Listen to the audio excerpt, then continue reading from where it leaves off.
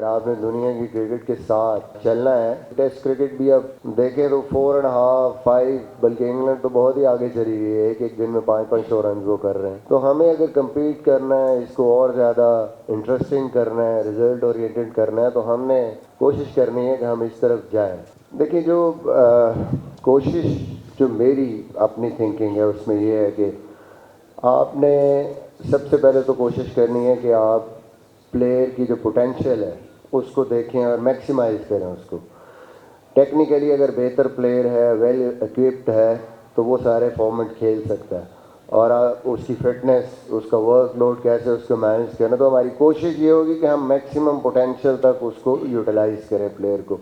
पहले से हम अपना कोई जहन ना बनाएं कि इसको इधर रखना है, इसको इधर, एंड देन विल सी कि स्पेसिफिकली कौन सा प्लेयर कहाँ फिट इन हो रहा है या मैक्सिमाइज कर सकता है अपने पोटेंशियल को, उस हिसाब से फिर उनको यूटिलाइज करेंगे। बट उसका ये मकसद नहीं है कि हम लिमिट करें किसी भी प्लेयर को। हमें कोशिश as a mentor, as coach ये करनी है कि हमने उनके पोटेंशियल को पूरा एक्सप्लोर करना है, दूसरे फॉर्मेट्स में भी देखना है कि कितने तक ये बंदा जा सकता है और उसको हम कितना पुश कर सकते हैं। मिसबा भाई, स्ट्राइक रेट की पूरी दुनिया में बड़ी ज़्यादा उसके ऊपर तवज्जो दी जा रही है। इंग्लैंड की टीम भी थी तो उन्होंने अपनी डोमेस्टिक टीमों को कहा कि हम इस स्ट्राइक रेट के साथ खेलना चाहते हैं। तो पाकिस्तान क्रिकेट बोर्ड ने भी आपको कोई ऐसा टास्क दिया है कि 3 साल बाद जब ये प्लेयर्स जो चैम्पियन कप का हिस्सा हैं, जो वो पाकिस्तान को रिप्रेजेंट कर रहे हो, तो स्ट्राइक रेट का जो प्रॉब्लम है, आप भी बात करते हैं, सारा पाकिस्तान बात करता है कि स्ट्राइक रेट का हमारा इंटरनेशनली बहुत कम है। तो वो बैटर की स्ट्राइक रेट का भी आपके देर में है या पाकिस्तान क्रिकेट बोर्ड ने हदायत दी ऐसी कोई? देखिए बिल्कुल ये तो वो चीज़ है कि जो अंडरस्टूड है कि अगर आपने दुनिया की क्रिकेट के साथ चलना है, तो ये वो चीज़ें जो आपको इम्प्रूव करनी है। क्योंकि टेस्ट क्रिकेट भी अब देखें तो 4.5, 5, बल्कि इंग्लैंड तो बहुत ही आगे चली गई है, एक एक दिन में 500 रन वो कर रहे हैं। तो हमें अगर कम्पीट करना है, इसको और ज़्यादा इंटरेस्टिंग करना है, रिजल्ट ओरिएंटेड करना है, तो हमने कोशिश करनी है कि हम इस तरफ जाएं। और आई थिंक कि ये ऑलरेडी भी हो रहा है। हमारी कोशिश ये होगी कि हम और ज़्यादा इसको जो है इन्फोर्स करें, कोशिश करें कि जो जिस तरीके से दुनिया में क्रिकेट अब खेली जा रही है उस तरीके से हम खेलने जाएं और इनकरेज करें अपने प्लेयर्स को। इनकरेजमेंट के साथ साथ उनको इक्विप भी करें उसके लिए। वो सिर्फ आप जाके किसी प्लेयर को कहेंगे यार अग्रेसिव खेलना है, तुमने 5 एंड ओवर खेलना है, 6 एंड ओवर खेलना है, ये T20 में 10 एंड ओवर खेलना है, खाली कहने से तो नहीं होगा। उसके लिए आपको जो प्रिपरेशन चाहिए, जो प्लेयर में जो आपने उसमें स्किल्स लेके आना है, वो बड़ी ज़रूरी है। तो उस पर ज़ाहिर हमारा फोकस होगा काम करने में। मिसबा भाई, पाकिस्तान में पहले भी डोमेस्टिक में नेशनल T20 कप होता है या वनडे कप होता है, फर्स्ट क्लास में कायदा आज़म ट्रॉफी भी हम देखते हैं। लेकिन ये जो चैम्पियंस टूर्नामेंट्स हैं, ये कितने उनसे मुख्तलिफ होंगे? क्या सिर्फ नाम ही बदला जा रहा है या कुछ वो गैप जो ख़त्म होगा जो इंटरनेशनल क्रिकेट में है हमारे यहाँ? जब दुनिया को हम देखते हैं तो इस वक्त हमारी जो क्रिकेट है, इंटरनेशनल क्रिकेट खासकर जिस लेवल पे खड़ी है, पहले कभी नहीं थी। तो क्या समझते हैं आपके ख्याल में कितना बेहतर होगा?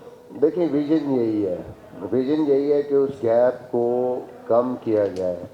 वो जो डोमेस्टिक और इंटरनेशनल का जंप है एकदम, जो हमें भी फील होता है और प्लेयर को भी फील होता है। मैं अपने आप को भी देखूं, जब इंटरनेशनल क्रिकेट में आया तो हमें कोई 3-4 साल लग गए सिर्फ ये बिलीव करने में कि हम we belong to international cricket.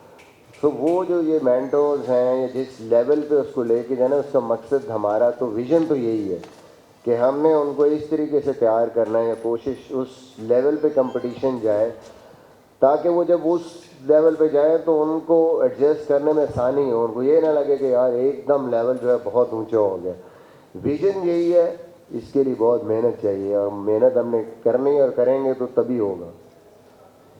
Misbah भाई, चैंपियंस कप में 5 टीमें शरीक हैं। इनकी फ़िटनेस के हवाले से बता दें कि इनकी फ़िटनेस टेस्ट का क्या हिसाब होगा? अगर कोई लड़का फ़िटनेस टेस्ट पास नहीं कर सकता, अगर तो होगा, तो उसके लिए क्या क्राइटेरिया? दूसरा ये बता दें कि ये जो सारा 150 लड़कों का पूल बना है, क्या 5 मेंटोर्स के साथ ये उनकी इनपुट इसमें शामिल थी या आपको जस्ट एक लिस्ट दे दी गई कि इसमें से लड़के सिलेक्ट करने? देखिए ये पूल बेसिकली बनाया सेलेक्टर्स ने। उन्होंने सारे क्राइटेरियाज को, हर चीज़ को जहन में रखा है, फार्मूला बनाया है, उसमें development of the players, future, past 3 years की परफॉर्मेंसेज हैं, तो वो सारा कुछ जो एक्सप्लेन हमें उन्होंने किया वो आप कभी आपके सामने आएंगे तो वो इसको बेहतर एक्सप्लेन कर सकते हैं। और पहला सवाल क्या था आपका? इस fitness test, yes fitness test हो रहे हैं, और फिटनेस टेस्ट ज़ाहिर है जो भी एक स्टैंडर्ड है उसको मीट करना ज़रूरी है किसी भी प्लेयर का, और उसके बगैर कोई भी प्लेयर जो है वो पार्ट नहीं होगा इसके।